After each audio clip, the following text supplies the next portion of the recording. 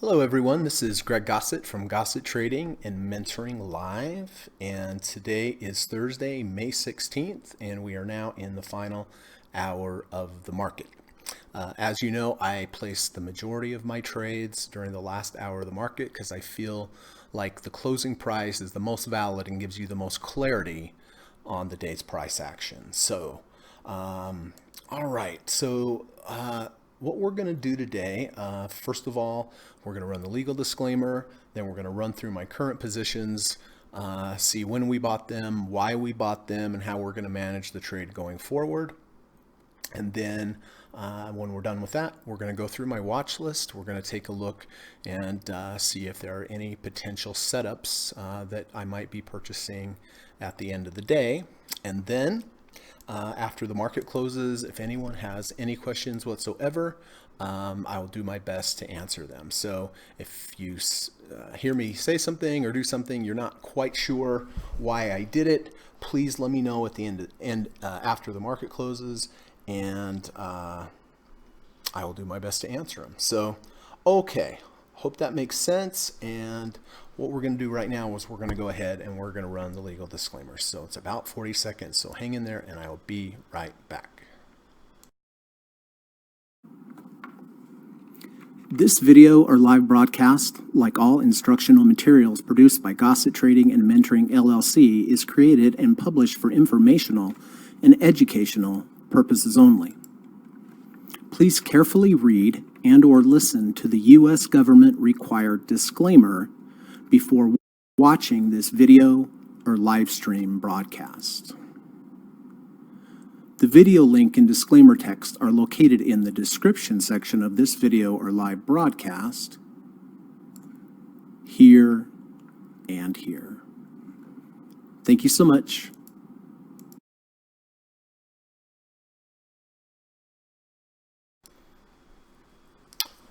Okay, good. We got that out of the way. So first of all, before we start, the Dow is up 218 points today. The NASDAQ is up 86, and the S&P is up 29.87. So on average, about 1%. So we're having a good day. All right, so let's go ahead and let's talk about my current positions and why I entered them and how I'm gonna manage them going forward. All right, so DDM, I did buy DDM yesterday on the 15th of May. I bought that when we closed above the 200-day moving average. We closed below and then we closed back above. And you know, the nice thing about ETF Replay, this is etfreplay.com.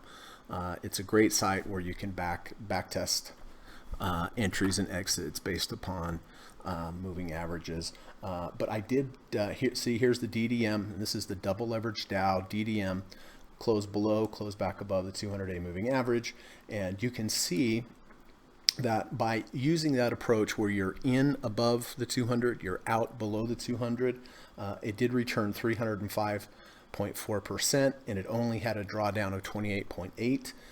Buying and holding returned 263.5 and had an 81% drawdown. So, you know, using this approach drastically outperforms just the buy and hold approach. So we did enter it yesterday based upon the close back above the 200-day, and as you can see, it's moved up nicely our way. It's up 1.83%. I did hit 2 profit targets today, which is nice. Currently, we're at a 45.77 RSI. So if we didn't quite get to 50 RSI today yet, but at any point in the days going forward, if we do go above 50 RSI, even intraday, and then close back below, that will be my signal to lock in profits. Now, if you're trading this mechanically, you would simply stay in above the 200-day moving average. Just very simple. I like to use these signals as more of an entry signal, and then I like to discretionarily manage my trade. And sometimes you seem like a genius by getting out early. Other times it goes roaring up and you're like, why did I get out? But, regardless of what you do, if you use proper trading principles and you have a plan and you follow your rules, and as long as you're consistent, they kind of work themselves out. Sometimes you'll be right, sometimes you'll be wrong, but it's really important to have a plan and stick with the plan. So the 50 RSI is up here, right here at this blue line. That is my initial profit target. If we get above there and then stay above there, I would continue to hold. But if we at any point in the future get above the 50 RSI and then close below it, because closing prices are the most important, then I will just go ahead and exit my trade and lock in profits. It may just continue going up, and that's fine, but I had the plan and I'm sticking with it. So where it's at right now, there's nothing to do. It's going our way. It's fine. So if I were mechanically trading this, I would just wait for a close back below. If I was discretionarily trading this like I am, I'm waiting for it to test the 50, and if it holds the 50, I would stay in. But if it tests the 50 RSI and then loses it, I would get out. Down here, these are the RSI lines, and there's this interplay between the 30 and the 50. If you buy at the 30, a lot of times you'll find resistance at the 50. If you're able to break through the 50, you may go up to the 70. But if you go from the 30, rejects the 50, then that probably means that was resistance that's not being able to be overcome at the moment, and that would be my exit. But if it closes above the 50, then that's fine, because then it took out that resistance and was able to hold above it. So just one more time, I will be keeping this unless it closes below the 200-day moving average, or it tests the 50 to the upside and gets rejected and closes underneath. But if it closes above, I will keep going with it as long as it shows upward momentum. I did buy the diamonds, which are the Dow Jones ETF, DIA. I did buy this back on the 13th of May when intraday we went below the 30 RSI and then closed above the 30 RSI. That was my entry point. You can see we almost got the bottom. I have been phasing out in the last 3 days. I hit 2 profit targets again today. Did not quite get to the 50 RSI. The 50 RSI here is this blue line. Did not quite get to it. I'm out 24, 36, 50. I'm out of about 65, give or take 65% right now. Same thing. If we go up above the 50 RSI level and fail, that will be my signal to go ahead and just lock in profits. If we close below the low of today's bar in the future, that will be another place for me to lock in profits, because I bought it down here. I don't want it to come all the way back down here. So if it moves up above the 50 RSI and then closes back below, that will be my exit signal on the upside. And because we're so far extended away from my entry, if we have a close below the previous day's close, that would also be my signal. So that's my flow chart. Above 3 options. 1, it closes below the previous day's low, I would lock in my profits. Option 2 is if it goes above the 50 RSI, closes back below, that will be my second option to lock in profits. But if tomorrow it moves up strongly and moves up through the 50 RSI, then I will keep the position, and then I will use that 50 RSI as my trailing to the downside. So hope that makes sense. It's nice when you have a position that's going your way and you know exactly what your plan is, regardless of what it does, up, down, whatever. So anyway, this has been a really nice trade. Both the DDM and the diamond's been a really nice trade. Okay, here's gold. We bought gold here on the 10th of May when we had the 5 EMA crossing over the 20 EMA on a closing basis. The next day, it immediately went our way. I got out of about 40%, about 48%. That's right. I hit 4 profit targets on the way, just on the very next day, and I locked in about 48% of my position here. So going forward, how do we manage it? This is a tricky one, because if you're using the 520 mechanical, 5 EMA, 20 EMA mechanical cross, then you would stay in the trade until the 5 closes back below the 20 on a mechanical basis. I'm sorry, on a closing basis. That's if you're trading this mechanically. My intent when I got into this trade was to trade this mechanically with one caveat. The caveat is if it came back down to my entry price, which is right here, see right where it is. If it closes below this entry price, I will go ahead and just get out of the trade because I don't want to give it all back. Currently, I bought it here. It is here, right? So if you were just holding a whole position, you would be completely even, but I'm certainly up on the trade because I got rid of half of the trade, almost half of the trade up here because of my phasing. So, you know, I say this every day, but I'm a huge fan of phasing. I think it's a good principle to, when the market gives you something, to take something. Not all of it, just a portion. But you know, if it starts moving up your way and you hit 1 profit target, 2 profit targets, and then it completely collapses on you, at the very least, you've made enough to pay for your commissions. And as I've mentioned before, you know, approximately 20%, 20 to 25% of a person's yearly income in trading is eaten up by commissions. So if you made $10,000 in profits, there's a good chance you really only made $7,500 to $8,000 because the rest was commission. So being able to overcome your commission costs by phasing is a huge thing, in my opinion. Okay, so as the plan here is, if it closes above my entry, I'm going to keep it because it was below earlier. It got rejected. I do like to see that there were no more sellers down here. We are at a 49.29 RSI, which you know, when you get above 50, that RSI, that 50 RSI below you should also act as some kind of support. And so if it closes below 121.41, I will be getting out at the end of the day because I've made profit on this trade. At this point, I don't want to let it go negative and start eating away at that profit. And today's bar is not, you know, it's not bullish for sure, right? I mean, it's a big down day. We've gone through a lot of these moving averages. But, you know, let's wait till the end of the day, right? Because end of the day is the most important price. That's why I do wait till the end of the day. I want to see what the closing price tells me.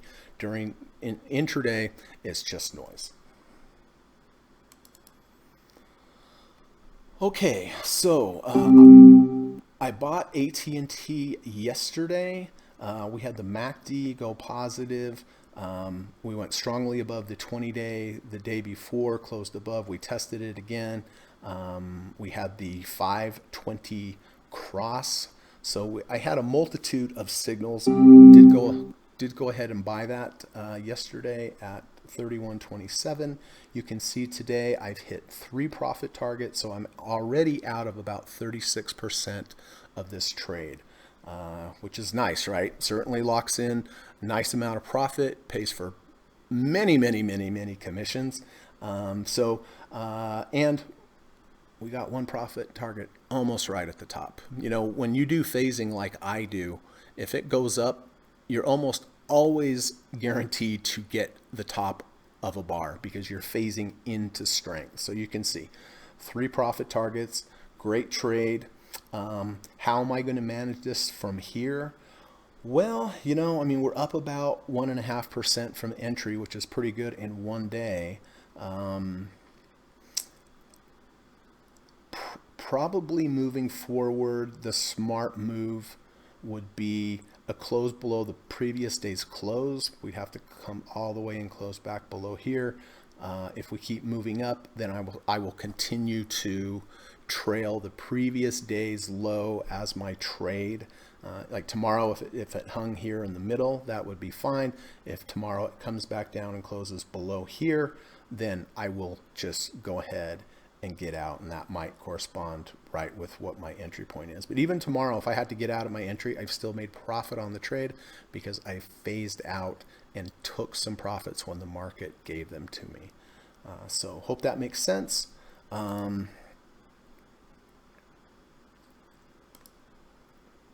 We're at a 61.45 RSI. So, if it continues to go up, I will be looking for a 70 RSI as my signal to take the profits to the upside. So if tomorrow it goes racing up to 70 intraday and then closes back below 70, that would be my signal to just go ahead and lock in all the profits. So if it goes above 70 and then below tomorrow, I will get out. If it takes out the previous day's low, I will also get out. But if it hangs out in the middle, doesn't really do anything, I will just continue to keep it until I get an actual signal to get out, to lock in my profits. But anyway, really nice trade. All right, so SPY. I did buy SPY here yesterday at the close of the market, and then I sold here at 286. I bought it at 285.04, sold it at 286, so made 96 cents on the trade. Just real quick, the reason that I buy the SPY every day at the close of the market is based upon this study. So since 1993, if you would have bought the SPY on the open, bought it in the morning, sold it at the close in the afternoon each day since 1993, you'd have actually returned a negative 5.2%. But if you did the opposite and you bought it in the afternoon on the close and you sold it in the morning at the open, it would have returned 568%, meaning that more than all performance came in after hours trading. A lot of stock prices are bid up in the overnight session and then sold into in the morning. So, it's very clear over the long run, this is a profitable back-tested system. It has its ups and downs. The red line is the buying in the morning, selling in the afternoon. And the green line is the buying in the evening, or buying at the close, selling at the open. And you can see it's not even close. I mean, it's unbelievable study to me. It really is fascinating.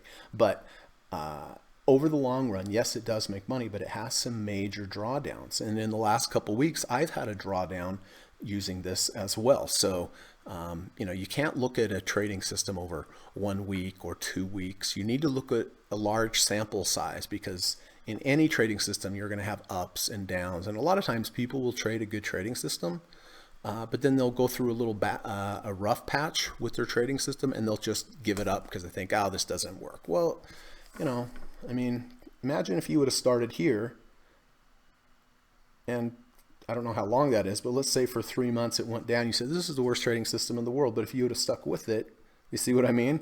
So the key, though, is, if you have a methodology that makes sense to you, it's back tested, it's valid, you can't use too large of a position size, because if you run into a drawdown, like right out of the gate, you're not going to stick with it. So the key with any trading system is position size correctly. I use a 10% position size for all of my trades. So if I'm right, I make some money. If I'm wrong, I don't lose too much money, and I have the staying power to do this for a long time. So Nike. All right. So I did buy Nike here on the 9th of May. And why did I buy it? I bought it because the day that we bought it went below the previous day's low, rejected it, rallied back, closed above the previous day's close. That's called a V1. That is an entry signal that I use all the time. So in addition to that, we also went down below the 100-day moving average, which is the red line.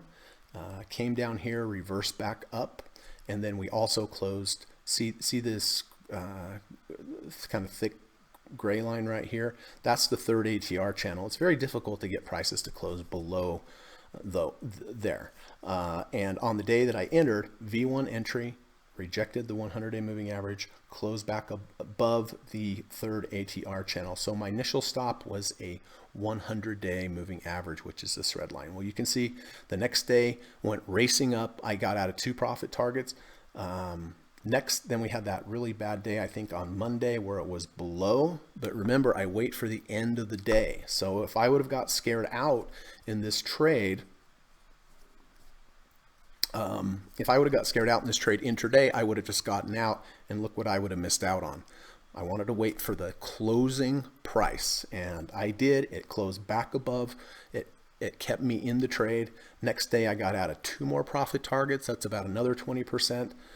Yesterday hit another profit target, and today hit 2 more profit targets. And you can see we got one of the profit targets right at the very top of the day. Currently, it's at a 47.30 RSI. This blue line indicates what the 50 RSI was. So today we did go above the 50, and if it closes right here, we will be getting out. I will lock in profit on the entire trade because we bought it down here. My initial profit target was the 50. It tested the 50-day moving average, and it rejected it. So I will be locking in all my profits on Nike today, and it was a great trade, right? All right, let me take a look real quick, see what's going on with. Okay, so Tesla, I did buy Tesla when we went, let's see. Yeah, I bought this here on the 14th of May. The day before we went below the previous day's low. So this was the old range. This was the range. Then we broke out into a new range. The next day immediately reversed back up into the old range. So this was the 50 RSI, my profit target to the upside, but my stop is it closed back in the old range.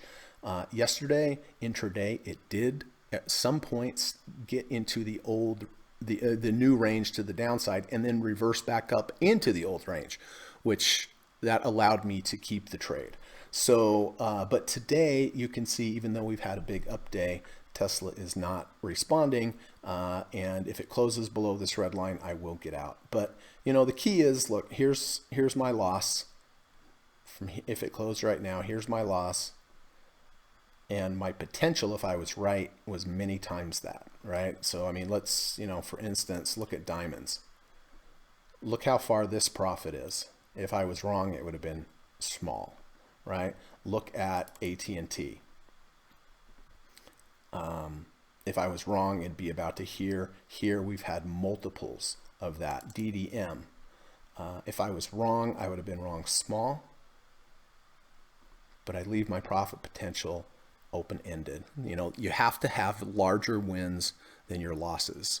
Ideally 2, 3 to 4 times. So if you're risking $100, you better make sure you have the possibility to make $200, $300, or $400 for that $100 that you might lose. So with Tesla, this is a small loss, and that's fine. Small losses are totally fine in trading. You want to have big wins, small wins, scratch trades, and small losses. Those are all fine. They're all acceptable. The one thing you cannot have is a large loss. That's what will wreck your account. Okay, so close underneath the this red line here of 231.50, which is the old range up here. I would need it to close back in the old range because now it is currently in a new range, and that is not where we want to be if we're long the stock. So, okay, that's those are our positions. So let me take a look real quick. Wow, what a stat. Hey, Mount Doji. Yeah, it's interesting, isn't it? It's really fascinating to me. Just fascinating that it just really proves that so much of the value comes in overnight trading. So Nike forming a kangaroo tail to the down. Yep, Bruce, 100%. And so we will be exiting this trade unless it closes back above the 50 RSI. And who knows if it will or not. Yep. All right. So let's go ahead and go through our watch list. Apple. You know, if Apple were to be able to close above the 200 day, it would interest me to possibly get in this trade. We're coming from a lower low. There's not a higher low underneath us. See, this low is lower than here. So people that bought here, if it fails here, they're probably going to sell, and that's going to move it back down. I'd like to see this come down for a couple more days, then go back above the 200, giving us a higher low before getting into our entries. I really like to have higher lows prior to me entering the trade, because I know a lot of the sellers are gone. For example, the people that bought here, if it comes up here, they're going to sell. That's going to cause the stock to go down. If it can hold and then go back up, then all the people that bought here that sold here, now these sellers are out of the equation, and it allows for easier movement of the price when you have a whole group of sellers gone. So as it is right now, I wouldn't buy this. You know, at the very least, it would have to close above the 200-day moving average. Amazon had a nice bounce off of the 50. I was hoping that it would close below the 50 and then close back above, but it didn't quite do it. It did test it intraday. It's moved above the major moving averages. It's above 50 RSI, which is good. Would I buy it here? Probably not. You know, we're coming from a lower low, right? So people that bought here, they're going to be looking to possibly sell here, especially if we lose the 50-day moving average. Now, this one could just continue to go up. I don't know. Obviously, I don't know on any trade, but we've had these two big strong days. A lot of times when you have two strong days in a row, that's it for a while. Sometimes three, but I would rather see this come back down, go underneath the 200-day moving average, then go back up. I'm sorry, the 20-day moving average, then go back up. That would make me feel more comfortable with getting into this trade. This very well could just continue to go. I don't know, but I don't like that we've had two big strong days up. We're still range bound here. We don't have any type of moving average crossovers, valid ones. So I'm just going to sit on my hands and hope we get a little bit of retracement and close under the 20 and back over the 20. You know, if you look at the weekly, I don't like that we had this big down move on this really strong volume, and now it just seems like an attempt to rally back up. I don't know, but it just doesn't look great on both time frames. It doesn't look great on either time frame, actually, to me. Here's Boeing. You know, at the very least, I would need this to close above the 200-day, but even then, I would be concerned, because the people that bought down here, they're probably targeting the 200-day because it came from a lower low. So if they bought here, they're probably, and it fails here, they're probably going to sell. That would move the stock back down. But then if it moved back above the 200-day, that would be my entry signal, because that would give me a higher low than this low getting into the trade. So at the very least, close back above the 200. You know, I might, but if I have a lower low and a close back above an entry, I usually will only take a half position, because it's coming from a lower low. If it's a higher low situation, yes, then I would take a regular 10% position size. Alibaba. Well, we had earnings. There's really nothing going on here. 42.68 RSI is nothing really special. I would like to see this test the 100-day moving average again, give us a higher low, and then go up, or conversely, move back above the 50-day moving average. Ideally, go above the 50, go back below, then give us a higher low. So let's see.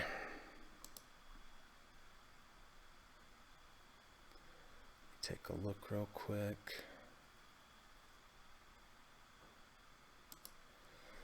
All right, Caterpillar. Well, we did go down, test the 30 RSI. We have had a little bit of a bounce. It's actually down today, which is surprising. With the Dow being up 248 points. A lot of the Dow being up today is Walmart, because they had good earnings. But would I be interested in Caterpillar here? No, I really wouldn't. You know, at the very least, close back above the 200, but there's really nothing here that's interesting to me. Canopy growth, we had that big day that went right down below the 50. We have come back up to test that 50-day moving average. Was rejected 3 days ago, was rejected yesterday, and it's also rejected today. So nothing on Canopy. I would like to see this close back below the 100-day moving average or back above as close to the line as I can, because that would give me the best risk to reward ratio, or even down to the 200. You see how the 200 has a confluence of signals with the third ATR channel? It's always important to, when you look at levels, to find as many confirming levels as you can. And what's the confirming level? Well, you're probably at a 30 RSI. That's one support level if it got down there. You're at the 100-day moving average, 200-day moving average. That's another big support level. You have the third ATR channel. That's another big support level. So if Canopy growth got down into this area, I would be very interested. But even then, even though you have all these great signals, doesn't mean that it has to go your way, right? It just means that in the past, that was a good place to buy it. But, you know, the only thing you can do is, if you get in and you're wrong, get out when it goes against you in a small way. And if it goes back your way, be patient with it, give it some room to breathe. So nothing on Canopy growth. Cisco, huge day today. Earnings. So, you know, I know this looks tempting to buy, right? It looks tempting. It's a big, strong day. It moved up all the major moving averages. You know, is this going more likely going up than down? I think so, for sure. But my risk to reward is horrible, because the proper place to put the stop would be here at the 50-day moving average. I mean, that would be the appropriate place, but that's a long ways down, right? I mean, you have to risk from here to here. So if you have to risk from here to here, you better be making 2 or 3 times that to the upside. And I don't know if that's possible. So, you know, I'd like to get into Cisco after that strong earnings, but at the very least, I would like to see it come back down to about halfway of this bar. That gets me closer to my stop, and then it also gives me more upside, to give me more profit to the upside. But here it looks good, it's above all major moving averages, but the risk to reward is just not good. The proper place to put your stop might be halfway, but really this is the proper place. So if it just keeps going and I'm not in it, that's totally fine. But ideally, if we could get down here, close right in here somewhere, then that would make my stop only this large and give me lots more profit to the upside. So I hope that makes sense. DDM, we just talked about that. We do have that. We did hit 2 profit targets today. I will keep that currently unless it closes below the 200-day or rejects the 50 RSI intraday and then closes back below. So as it is right now, just a holding pattern, but it's nice to be out of about 25% of this trade already. The Dow, have this as well, same thing. You know, I'm looking for that to test the 50 RSI and to either tell me it's strong enough to go through it, in which case I'll keep it, or if it tests it, rejects it, I'll just go ahead and lock in all the profit from where we bought down here. But that's been a really nice trade. Etsy, you know, I almost bought Etsy yesterday. I was thinking about it with that strong close above the 100-day moving average, but I decided not to buy it. Today it looks like it got very close to the 50 RSI. Let's take a look. 48.55. So, oh, give me 1 second, please. Sorry.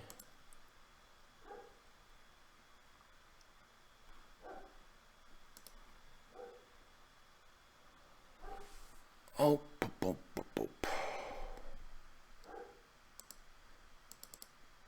Oh, sorry, give me 1 second.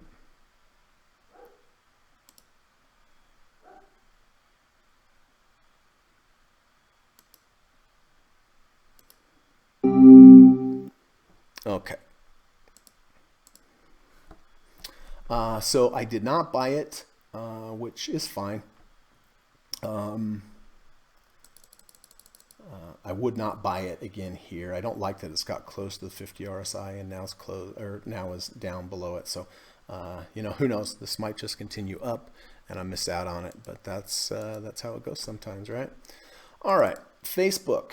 We did have a nice V2 yesterday. Here's day 1, day 2, day 3.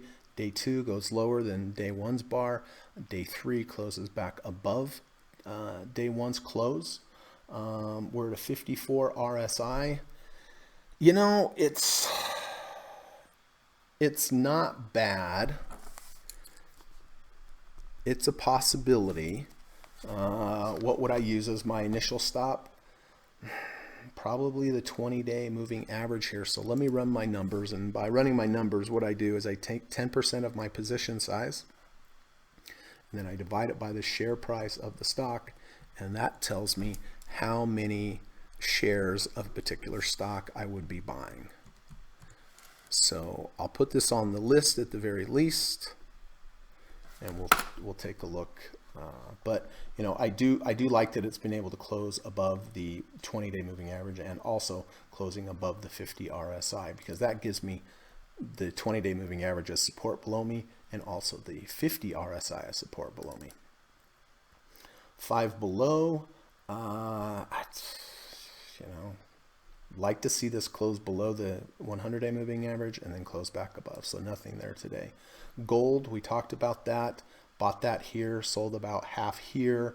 I wanted to give it some room to breathe, but if it closes above this dotted line here, I'll keep it because that was my profit. That was my initial entry. But because we phased out up here, we locked in a nice profit. So going forward, if it closes below my current entry price, I will go ahead and lock in the profit that I made up here. Google had a big strong day above the 100 or the 200-day moving average. I did not buy it. Today it looks like it has tested the 50 RSI, and currently right now it is below the 50 RSI. So that normally I would buy this, but that concerns me. I mean, today it tested where see how it went from 30 up to 50, and if it rejects there, then I'm just going to go ahead and wait for another move back up above this previous range to kind of reset my stops. Giving, you know, this is resistance right now, but if we can break through it, then that will act as support. So I'm not going to do anything with Google today. Goldman Sachs. Well, hey Chris Knight, hey Frederick, how you guys doing? Hey, thanks for coming and saying hello.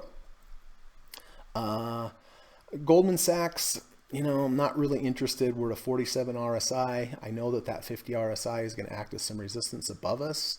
Right here, as you can see. So nothing on Goldman. IBB, you know, we had a bounce off the 30, but now, you know, we've rallied up here. Most likely it rallied close to the 50 RSI, gave it back up. So I would be waiting for this to come down a couple days and then reverse back up.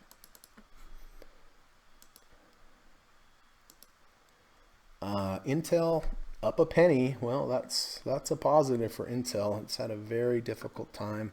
Nothing on Intel here. The Russell. So, you know, it would be a valid signal to buy a close below and then a close back above the 200-day moving average. If it does close above the 200-day moving average here, I will buy it. Better than buying it up here, right? Because then it gives me a smaller risk and a greater reward. If it does close below the 200, I will not get in this. And even if it does close above, I'll take a half position because we're coming from a lower low going above, not a higher low. Like if we close down below this, then close down below this, and then move back up, then we'd have a higher low in place before our trade, which is always a better proposition than coming from a lower low, because lower lows, that first rally usually gets sold into. A higher low, that rally has a chance to go for a while. So we'll watch that. Coca-Cola, nice breakout there. It's a 66 RSI too high. Lockheed Martin, it's just range bound. MasterCard, big strong day up, It's off of its highs though. It's just too high for me to buy here.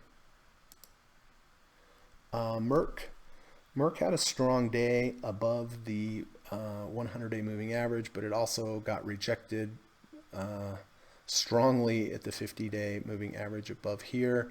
I don't think I want to do anything with this. At the very least, if it came back down here, it might interest me a little bit more to give me a better risk to reward ratio, but where it's at right now, no.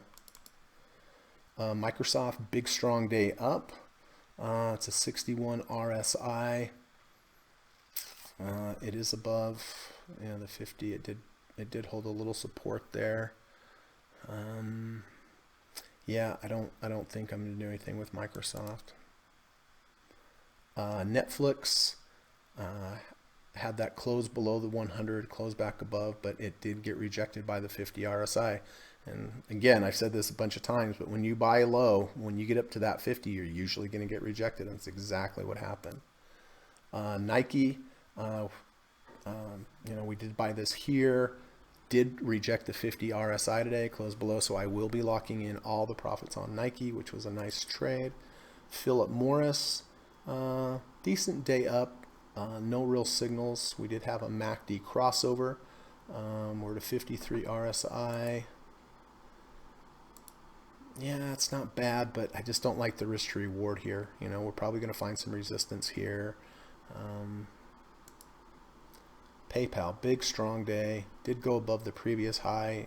Currently it's below the previous high, so it's a bit of a bearish signal, but this is just too high for me. The Qs, unfortunately, I was going to take this yesterday and I missed it. I ran out of time. See how we closed above the 50-day moving average? So that's about as good as you can get, because if you're wrong even 3, 4, 5 cents, you're back below, right? Giving yourself a very small risk.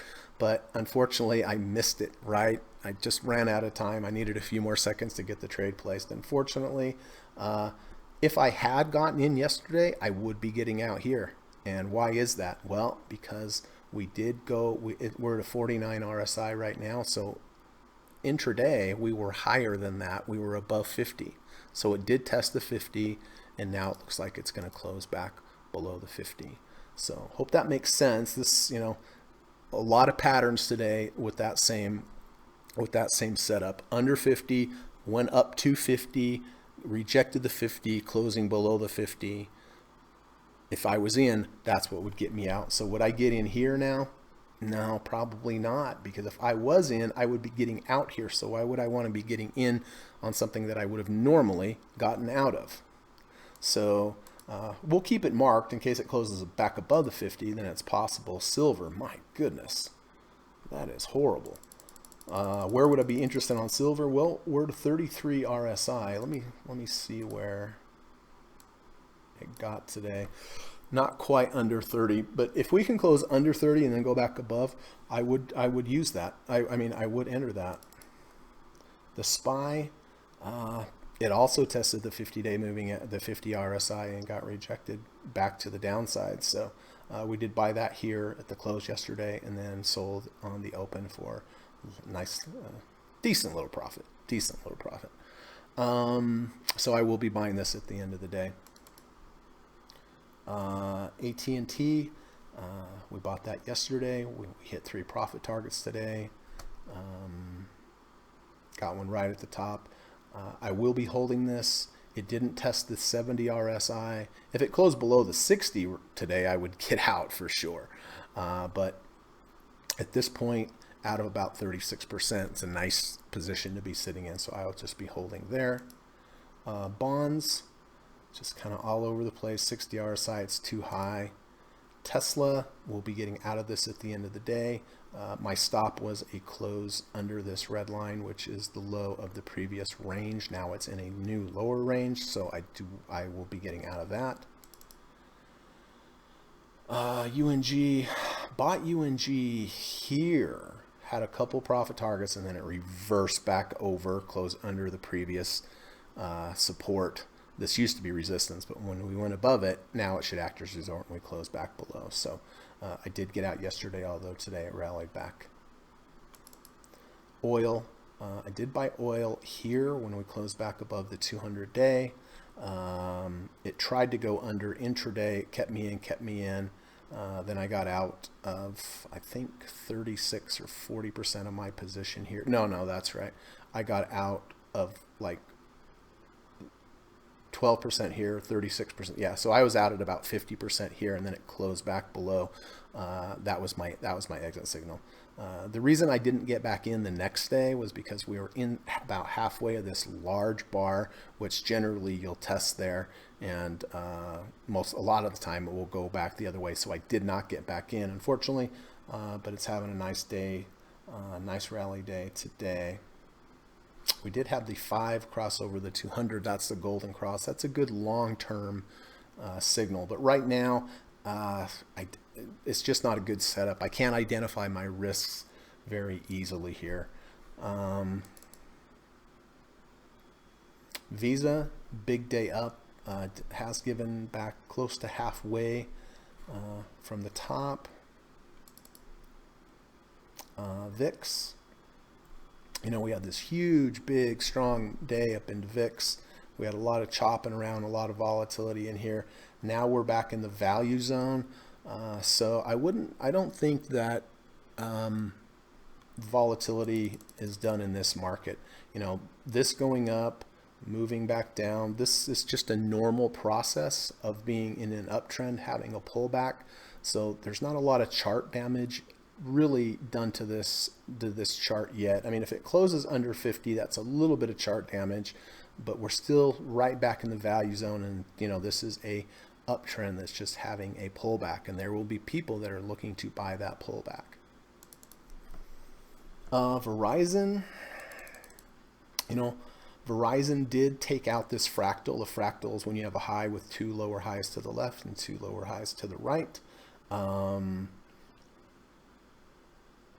We did reject the 50-day moving average to the upside. MACD did go positive. Yeah, this is a tough one. Because, what would your stop be? Probably the 20-day moving average. But it is a 52.64 RSI. MACD went positive. Our potential profit is probably going to be somewhere up into this range. So yeah, I think I will go ahead and buy Verizon today. And I will buy a full position because we do have a higher low underneath it. See, if I would have bought here, then this is what I would expect. I would have expected to go up and then come back down. But now we were able to go back down, but still not go as low as the previous, giving us a higher low. Yeah, so we're above we're above the 20-day moving average today. MACD is positive. We're above 52, about above 50 RSI. So it looks pretty good. XLE has worked its way above the 10-day moving average, but I don't see how we were up and then down below and then up and then down below and then up. It's not really respecting this as a moving average, so I am going to just let that one go. Real estate did have a nice breakout today. It's a 62 RSI. Let's look at the weekly.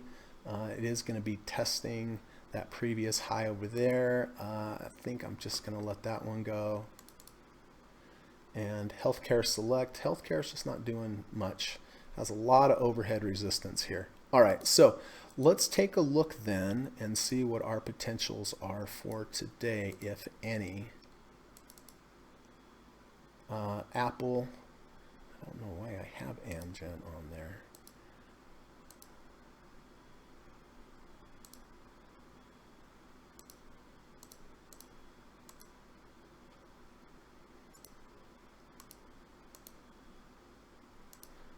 All right, do this again. Okay, Apple. Potentially with the close back above the 200 because it would give us a good risk to reward ratio. Facebook.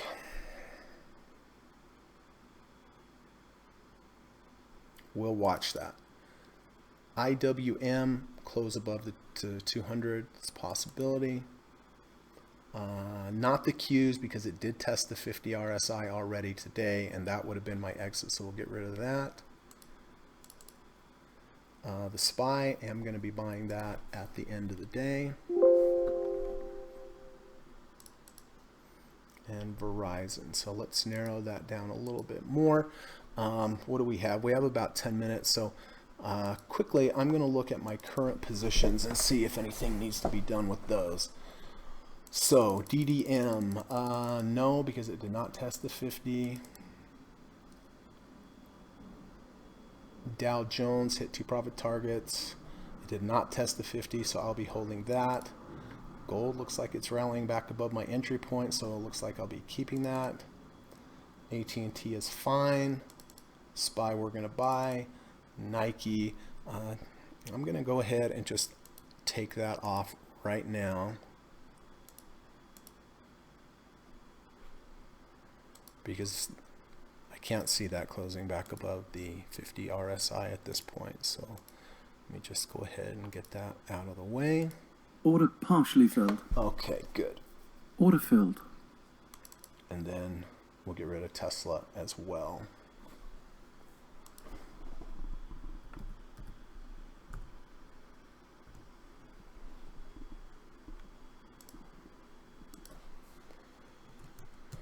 All right. So we got to get rid of Tesla. Order filled.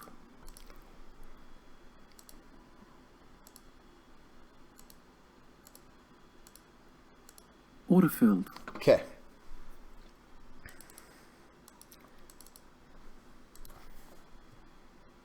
All right, so let's clear up some space here. Tesla's gone. Nike is gone.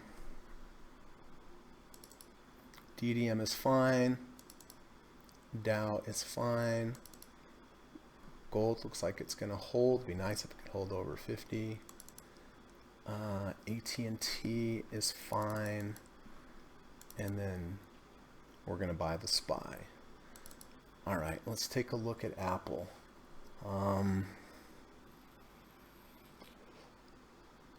Does not look like at the moment, I mean, anything could change in the next 8 minutes, but does not look like anything at the moment because it's closing under 200-day.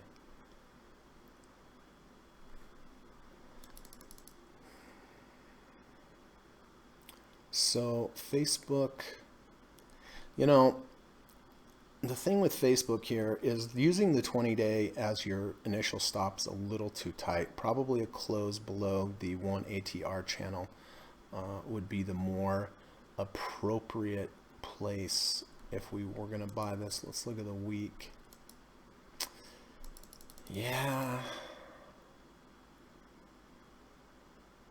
I don't know. We'll continue to watch that. The Russell, well, it would give us a good risk to reward ratio. Let me see if it did go above 50 today on the RSI. So that was about its high right there.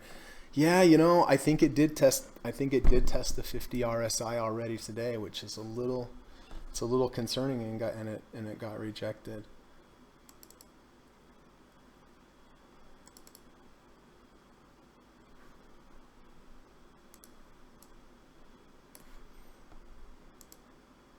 So now the Dow's only up 189.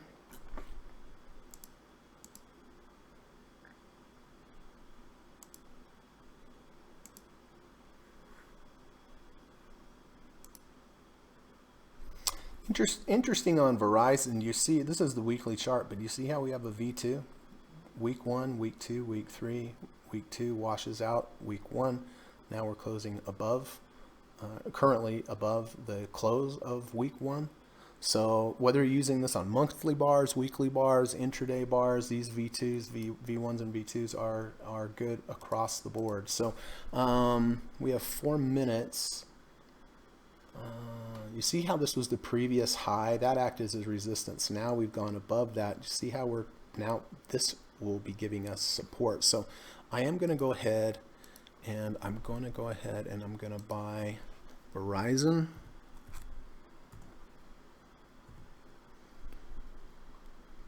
and I am buying a full position size of Verizon.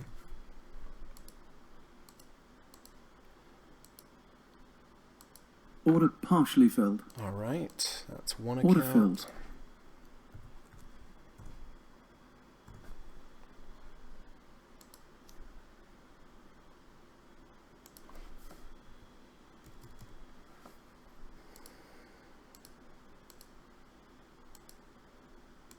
Order partially filled. Order filled. All right. So Verizon, I got filled at 57.41.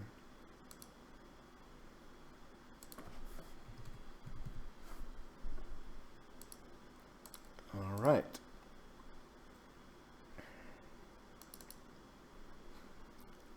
Let's look at the VIX. Well, it's really caught support there. Is there volume coming in? Yeah, a little volume coming in. All right.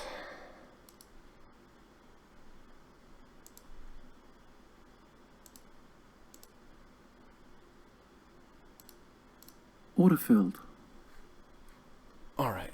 So we have Verizon off the table, and we have SPY. So that's going to leave us with Apple. Does not look like that's going to work. Facebook. 10-day is 186.83.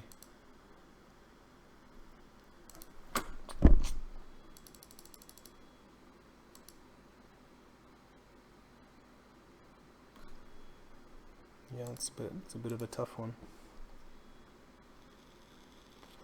Good horizon on Verizon.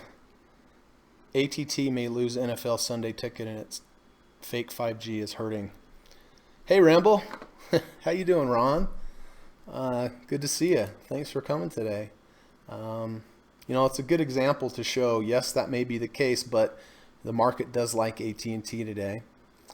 I don't think I'm going to trade on news anymore. Keep getting burned. Yeah, Ron, very difficult to trade on news. I mean, you're not fast enough to beat the big boys. You know, they've got so much technology, so much faster than any of us could be. We've got to just look for the longer term. We can't really compete in their world with having to be fast. Yeah, Facebook looks fine. I am going to take a half position because we are coming off a lower low.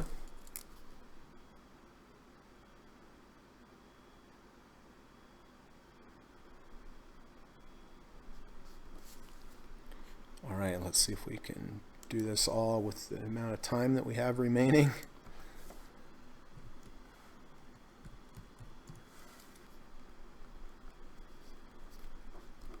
All right, so Facebook does look decent. We did have that big bar. I'm going to use the -1 ATR channel as my initial stop. So, all right. So let me go ahead and place that order. I'm going to be buying a half position of Facebook.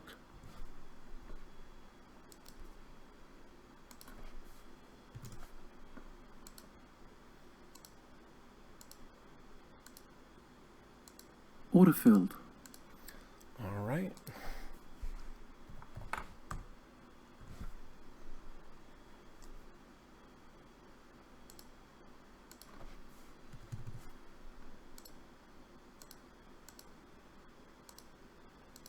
Order partially filled. Okay. Order filled. So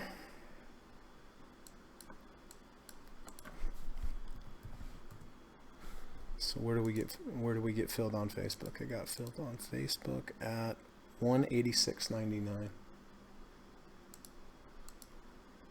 So we've got 5 minutes.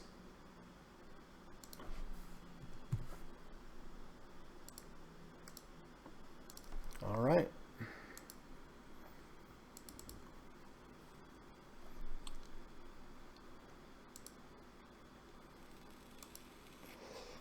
I'm going to let the IWM go here just because we already have DDM and the diamonds, which are, you know, the Dow ETFs. So just adding another index on would be redundant and too much correlation. It's always important, folks, to look at the stocks and the positions you have and say, hey, am I too heavy in this area or too heavy in that area? So I'm going to let that one go. And it looks like Apple is selling off there. Order cancelled.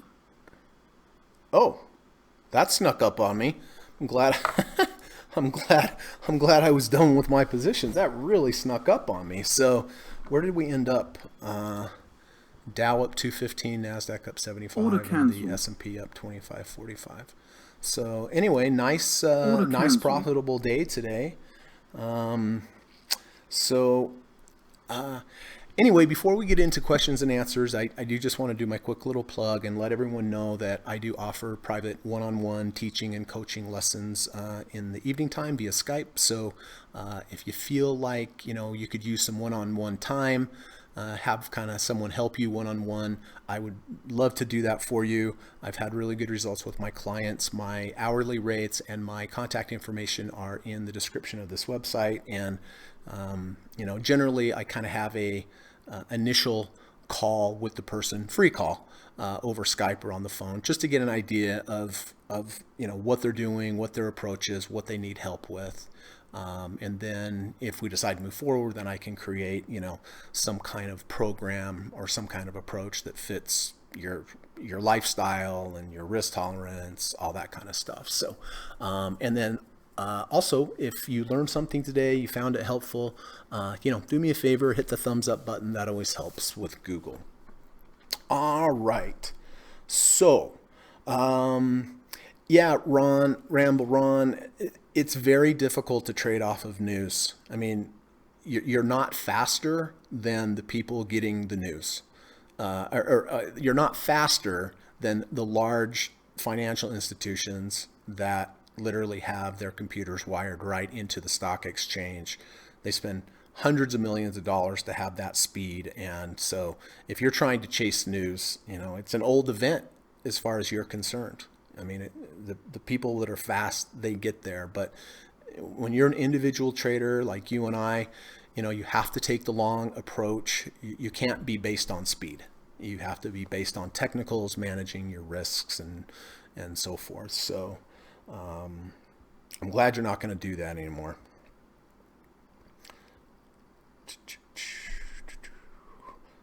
Dr. Jorgensen says, good hike, keep track of the dogs. Okay. All right. So anyway, we ended up with DDM, nice profitable trade. Diamond, nice profitable trade from here to here. Facebook, we just entered today. Gold did close above my stop, so I was able to keep it. AT&T had a nice big up day today. We did hit 3 profit targets. Bought SPY at the end of the day. And where did I buy SPY at? I bought SPY at 287.20. 287.23. Well, hey, must have got a really good price on that.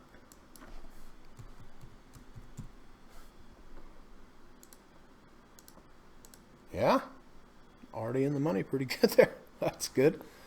And then Verizon, just a touch under from where I bought it. So, I'm glad we had some good examples today of these trades, and especially the example of being under 50, then back over 50, and then rejecting it and closing back below. Frederick asks, do you always trade the moving average? If the price are far above the moving average during a long time, do you wait for a market correction until the moving average to enter the trade? Okay, let me see. Do you always trade the moving average? If the prices are far above the moving average during a long time, do you wait for a market correction under the moving average to enter trade? Oh, I see. Yes, generally.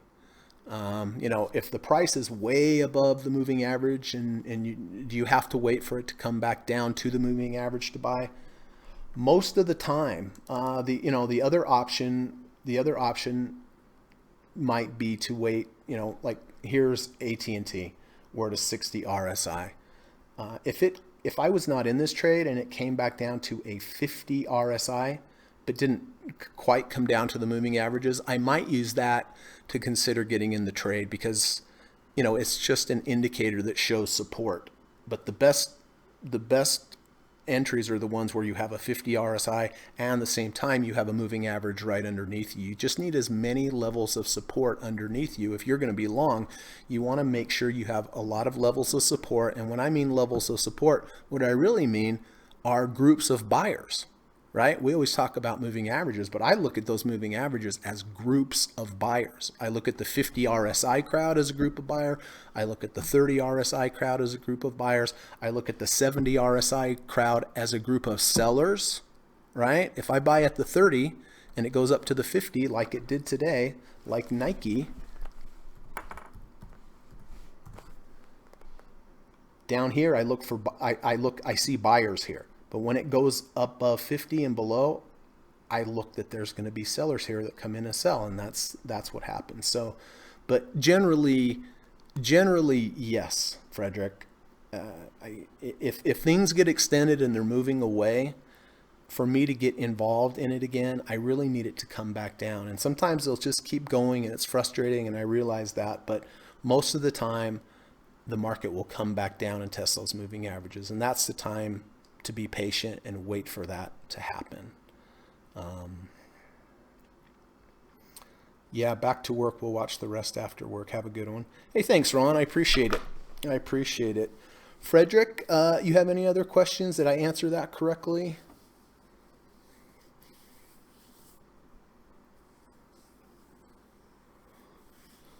So tomorrow is Friday, the last trading day of the week. What a week. Boy, it's been volatile, with the tweets from President Trump. Really moves the market. It's been a difficult couple weeks of trading, but it does give you some experience. Also, there's a lot of things to contend with. When the market's just going up, you don't have to do anything. You're not learning anything, right? Hey, listen, before I go, kind of my new thing, but since I have a little bit of a platform, I do want to let everybody know, it's important. Go out and do something nice for somebody today. Hold the door open for them, give them a smile. It can really make a difference in their life and, change their day around, and it's free. So it doesn't hurt, right? So just go ahead, do a little something nice for somebody today and every day. Frederick says, does MACD signal more powerful than RSI signal?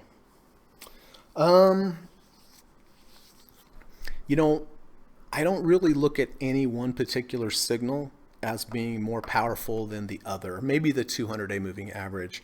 I just look at it as another tool to use. It's like building a house. Is one tool more important than the other? You kind of need a bunch of different tools. So no, I don't think MACD is any more powerful than the RSI. But I like to see, when I get into a trade, I like to see multiple signals triggering. Like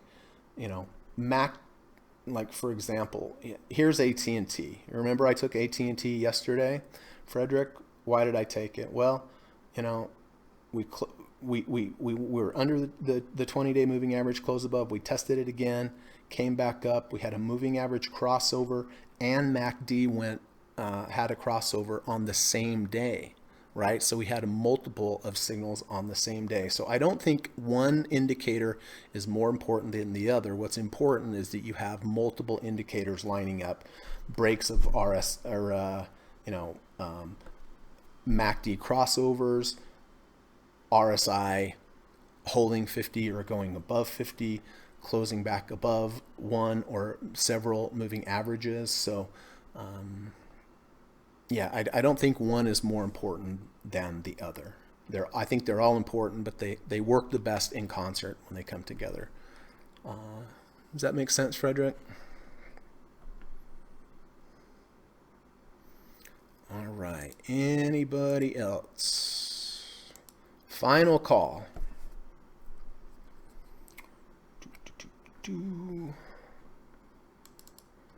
All right. Well, that looks like it's it for today. Hey, thanks for coming by. I do appreciate you cutting out some time and spending it with me. And I hope these videos are helpful. That's the intent of this channel, is to help you become better investors and traders by learning some basic principles. If there's no more questions, I guess that will be it. Frederick says, extra tools to confirm position. I understand. Okay, great. All right, everybody. We will see you tomorrow during the last hour of the market. And thanks so much for coming by. And on the way out, I've got to play the legal disclaimer. So, all right. Have a good one, everybody. See you tomorrow. U.S. government required disclaimer. Stock, options, futures, and forex trading is not appropriate for everyone. While there is a potential for large rewards, there is also a substantial risk of loss associated with trading. The material in this video or live broadcast is not geared towards any particular individual or to any particular financial situation and is not intended to meet the particular investment objectives of any viewer. This video or live broadcast, like all instructional materials produced by Gossett Trading and Mentoring LLC, is created and published for informational and educational purposes only. Any and all information contained in, implied, or referenced by this video or live broadcast is not to be construed as investment advice, and no representation is made that any individual or entity involved in production of this video or live broadcast is an investment or financial advisor or is registered or authorized to give any financial advice. We are publishers and educators only. Therefore, the various producers of this video or live broadcast will not accept liability for any loss or damage of any kind which may arise either directly or indirectly out of the use of any of this material, including any loss of profit. No representation is made that any account or investment will or is likely to achieve the profit or losses demonstrated. We recommend consultation with a licensed and qualified professional before making any investment decision. This video or live broadcast is not to be construed as an offer to buy or sell any security, financial instrument, or financial product of any kind. Notice is hereby given that any individual or entity involved in production of this video or live broadcast or their clients may have an interest in any security, financial instrument, or financial product mentioned or referenced. Any simulated or hypothetical performance result depicted does not represent actual trading and therefore may under or overcompensate for the impact of various market factors such as lack of liquidity. Thank you.